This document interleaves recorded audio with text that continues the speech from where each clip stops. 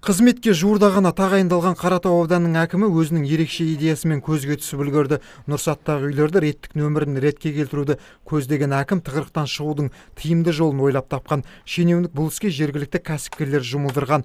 Яғни жалюзи орнататын мекемеге өз есебінен үйлердің реттік нөмірін бейнеленген тақтайшалармен қамтамасыз етуді ұсынып, ақысына өз жарнамасын қоса енгізуге рұқсат берген. Өздеріңіз білесіз, бұл мәселеге үкіметтен ешқашан қаражат қаралмағандықтан кәсіпкерлердің өтініш жасадық, бірақ кәсіпкерлер өзінің ұсыныстарымен шықты, әрқайсысы әртүрлі. Ең ішіндегі осы жалюзи жасайтын бойынша кәсіпкер жігітіміз шықты, айтты, мен сіздер маған эскизін бәрін жасап беріңіздер, мен соны істеп барлығына осы Нұрсат бойынша қойып шығайын.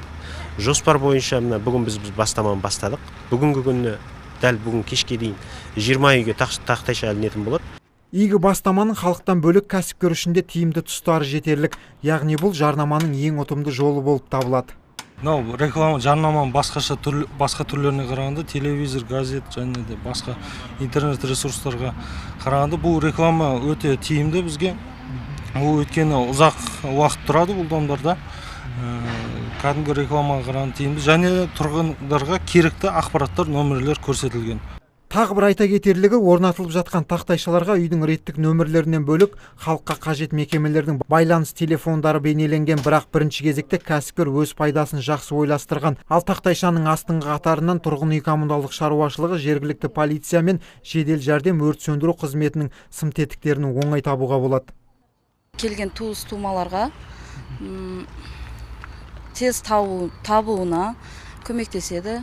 Және де қандай жағдайда болмасын, сол жағдайлардың номерлері, барлық мекемелердің номерлері жазылған.